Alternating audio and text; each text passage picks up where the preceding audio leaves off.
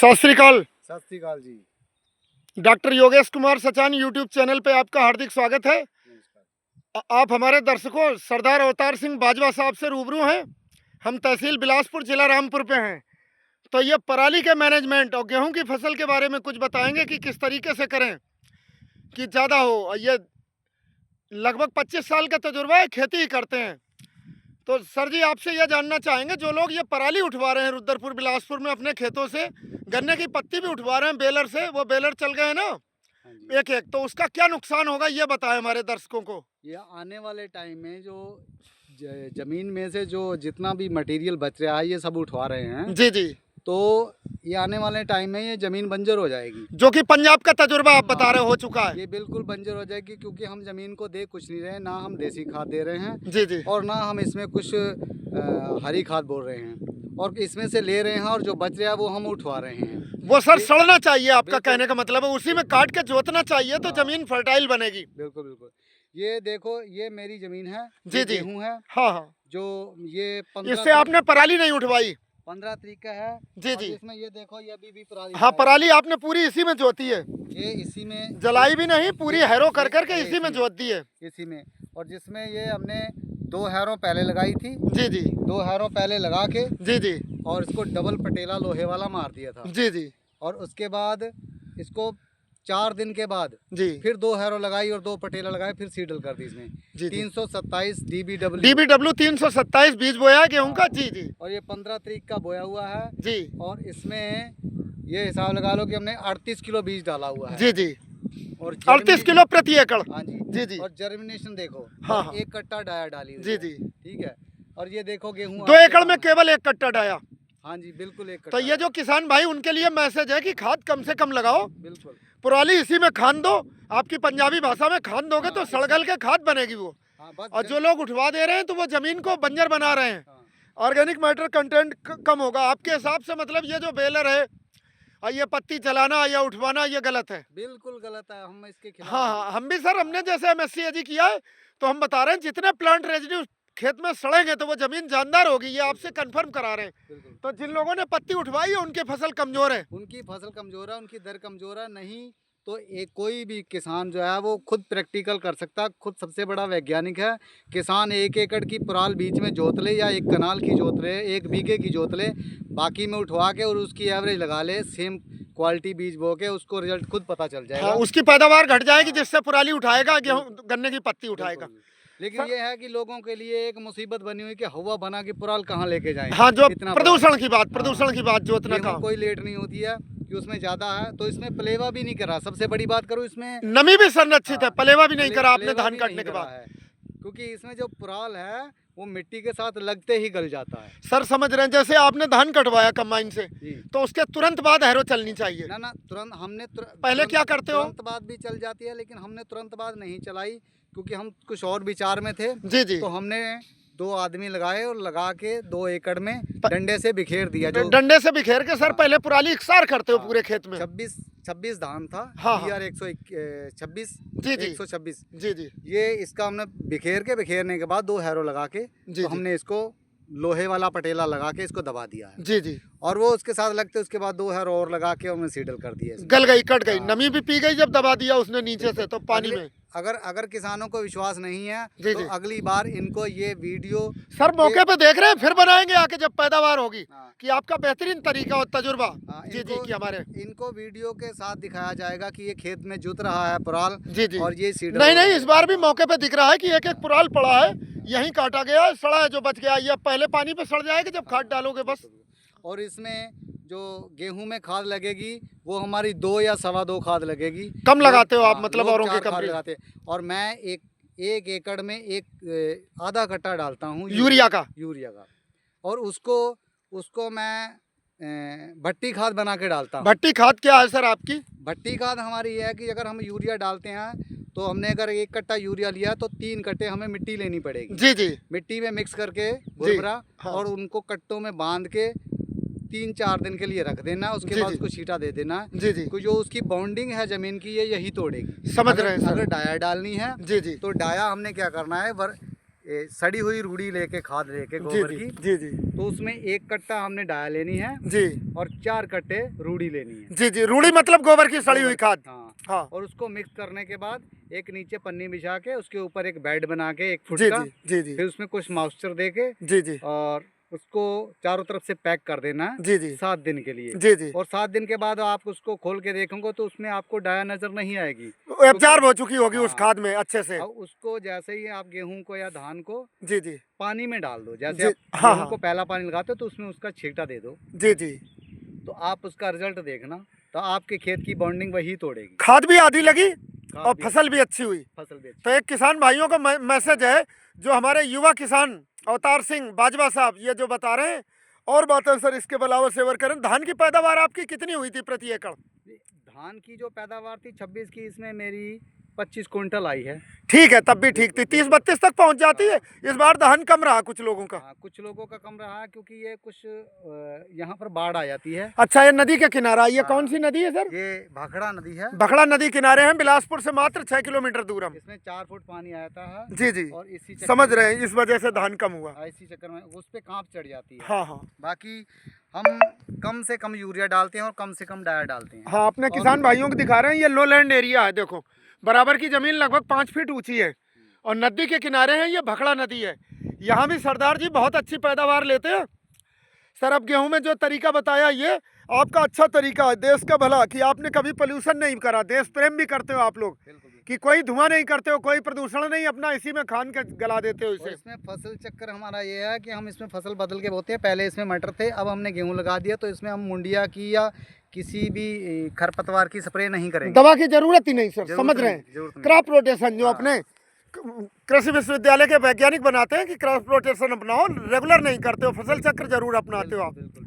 और मटर में सर राइजोबियम जीवाणु होते हैं, उससे जमीन की फर्टिलिटी भी बढ़ती है, अच्छी होती है। जो आप हमने इसमें 3 साल मटर किए, तो उसमें बाद फिर फंगस का ज्यादा अटैक था, इस चक्कर में हमने फिर गेहूं लगा दिया। अच्छा, हर साल मटर नहीं करनी चाहिए आपको? 2 साल, ज्यादा से ज्यादा 2 साल करनी चाहिए। अच्छा, फिर रोको एक बार गैप दो। फिर गेहूं लगाओ, गेहूं भी जी जी। भरपूर होगा। एक और प्लानिंग बता रहे थे सर आपकी, अगली बार जो खेती करोगे तो कितने तरीके की खेती करोगे आप उसमें?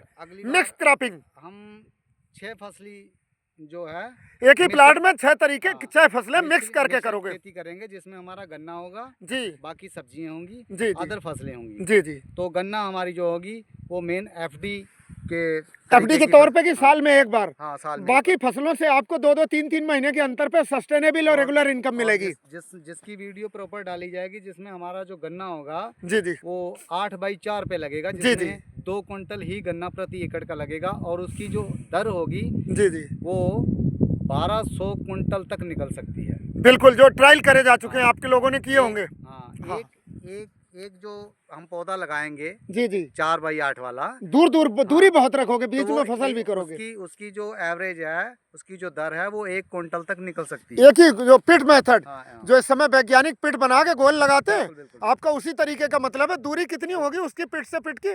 वो कूड़ से कूड़ की 8 फीट होगी और पेट से पेट की होगी 4 फुट। समझ रहे हैं सर, 8-4 पिट बनाओगे वहां पे, बिल्कुल। तो अभी लोग बेशक हंसें, लेकिन पैदावार अच्छी होगी, खुली जगह मिलेगी, और खुली जगह में इंटरक्रॉप करोगे आप। ये हमारी खेती जंगल टाइप होगी। समझ रहे हैं, जैसे ऑर्गेनिक, बिल्कुल ऑर्गेनिक जंगल टाइप का मतलब ऑर्गेनिक की तरह। होगी, और ये होगी हमारी बेड पे। जी जी, ये बेड बनेगा जी जी, 4 फीट का। जी जी, 4 फीट का बेड बनेगा, जी। और नाली में ही पानी दिया जाएगा। जी जी, उसको खुला पानी नहीं दिया जाएगा। मतलब नमी सीपेज के थ्रू जाएगी, हल्की नमी जाती है तो जुताई खुदाई भी कम करनी, बिल्कुल। और गन्ना अच्छा चलेगा। बिल्कुल। हाँ हाँ, बहुत बेहतरीन सर। आप जो एक युवा किसान है हमारे, और ये इनोवेटिव है कि नए नए विचार इनके दिमाग में आते रहते हैं, वो करते रहते हैं, जागरूक भी हैं।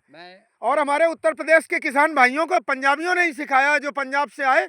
इन लोगों के, आपके पिताजी अब से लगभग कितने साल पहले आए थे यहाँ?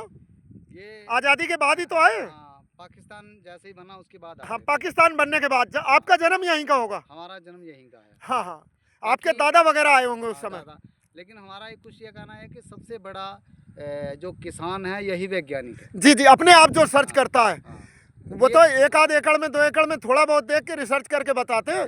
सर, आप देश के रियल हीरो हैं। अपने इस इलाके में इतनी पैदावार होती है, बॉर्डर पर भी सिख रेजिमेंट लड़ती है जब कोई देश पे आँच आती है, और यहाँ खेती से भी एक दूसरी सिख रेजिमेंट है जो गुरु नानक भाई हैं।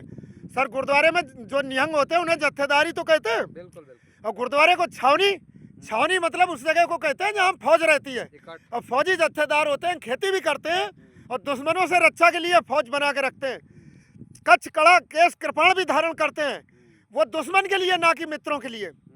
और एक आपके जो गुरु भाई हुए वो कन्हैया जी, तो गुरु साहब से कहते थे, उनकी शिकायत पहुंची कि ये तो दुश्मनों को भी पानी पिलाया करते हैं।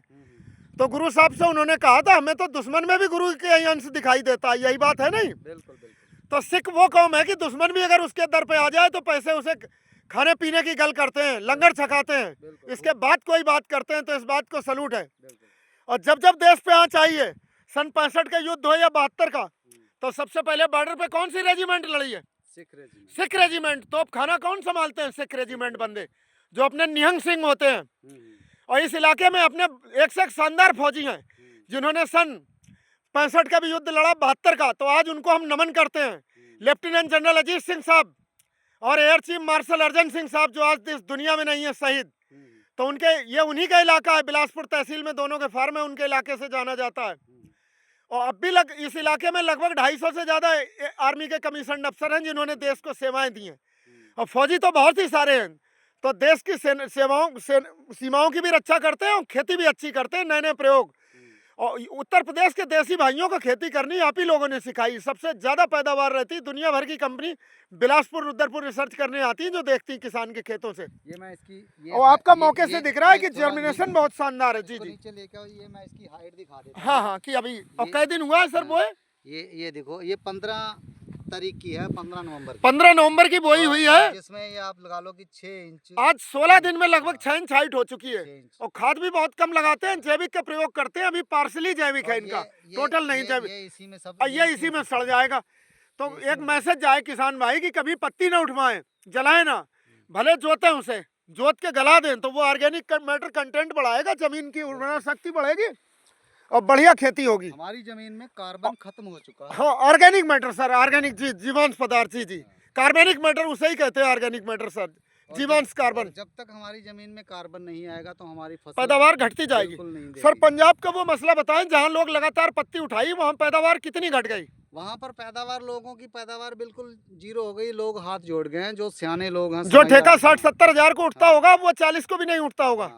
अब डाउन आ गया। लेकिन एक तो उनकी जो इतने तगड़ी मशीनें हैं, वो जमीन को ठस कर देती हैं। जी जी, बिल्कुल रोड बेलर आते हैं, बिल्कुल प्रेस करते हैं, एक से एक तगड़ी मशीनें आती हैं।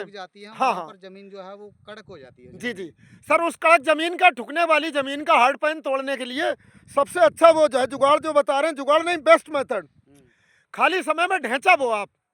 ढेंचा की जड़ 2 से 2.5 फीट 3 फीट तक जाती है, जब पेड़ बड़ा होता है फुल लेंथ का। और बाद में जोतो तो वो जहाँ जाएगी जड़ वहीं सड़ जाती है, ऊपर जोत देते हो तो जब जड़ सड़ गई तो वहाँ से इन्फिल्ट्रेशन चालू हो जाता है, पानी में, जमीन में पानी रुकेगा भी नहीं, जमीन की जल धारण, पीने की क्षमता बढ़ेगी। अच्छा, तो मैं आपको एक बात और बता दूं कि जो इसमें मैंने धान लगाया था, जी जी, वो चीटे का धान लगाया था मैंने। समझ गए, आपने रोपाई नहीं कराई। हाँ। बहुत बढ़िया जी, यही तो यूनिवर्सिटी वाले रिसर्च कर रहे हैं कि लेबर बचाओ। 400 रुपए लेबर मिलती है, आपने डायरेक्ट सोइंग करी थी।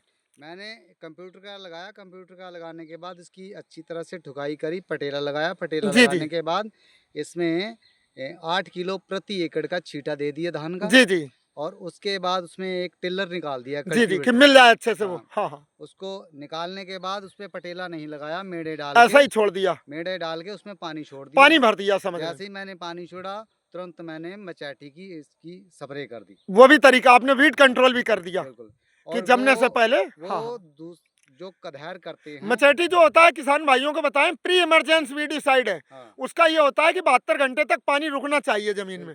पानी रोका होगा तो जबरदस्त काम करता है, फिर कोई खरपतवार नहीं उगेगा। लेकिन उसमें है, अगर पानी नहीं भी रोक रहे हो, हाँ हाँ, तो अगर आप स्प्रे में करते हो, जी जी, तो उसके लिए नमी चाहिए। अच्छा, नमी है तो भी रोक देता है, तब भी रोक देता है। बहुत बढ़िया। जी जी, ये आपका तजुर्बा है पर्सनल। हाँ, ये मेरा फर्स्ट टाइम का तजुर्बा। जी जी, ये पहली बार किया। हाँ, आज इतना ही, वीडियो काफी लंबी हो जाएगी सर। सत श्री अकाल, धन्यवाद। वाहेगुरु जी का खालसा, वाहेगुरु जी की फतेह। नानक नाम चढ़दी कला, तेरे भावे। सर्बत दा भला। सत श्री अकाल।